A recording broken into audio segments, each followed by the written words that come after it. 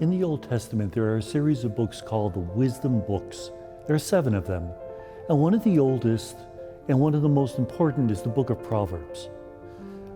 Originally, the Israelites thought of wisdom as knowing how to live the good life.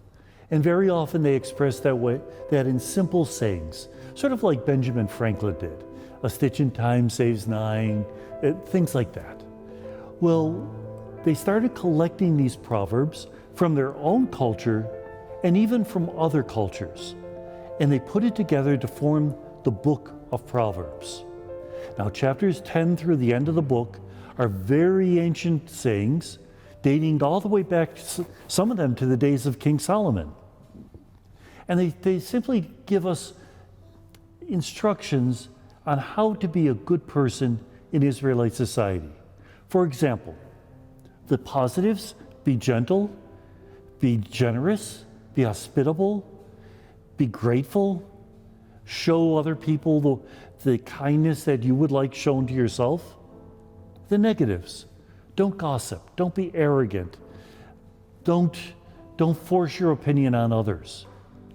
We would almost say that it's learning how to be a good person, a kind person, a gentle person. And that's what most of the Book of Proverbs is all about. It's not the kind of book that you want to read 10 verses and say it's going to be one idea. Because in fact, it's 2 verses for one idea, another 2 verses for another idea.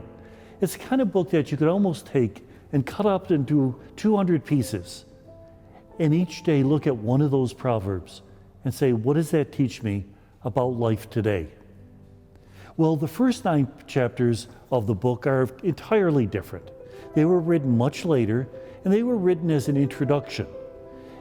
They were written in the time when the Greeks were already influencing the religion of Israel.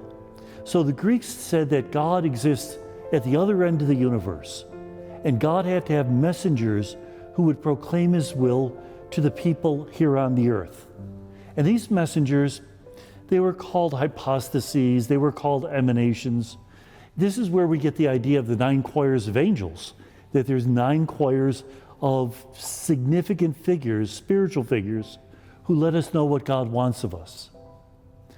Well, one of the most important of these figures was Lady Wisdom. Now, Lady Wisdom was visioned as a woman who would teach the foolish how to follow God, how to live in his law, how to live in his love. She offered people a meal of bread and wine. She looked for the foolish on the street to instruct them in God's ways. And we're supposed to pray for that wisdom, much as Solomon did. We have to realize that without that wisdom, we're going to mess up our lives. We're just not going to know how to act in certain circumstances.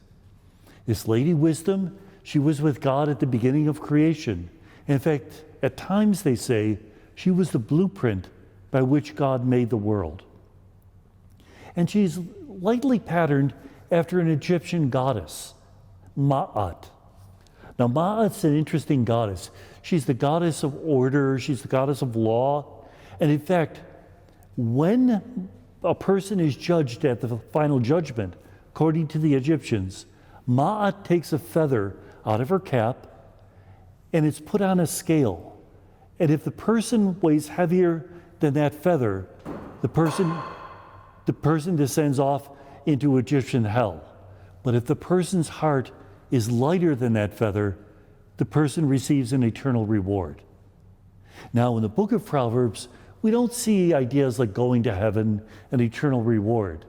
What we do see is that if we live a good life, a well-ordered life, then our life will be meaningful and we'll have something to offer others.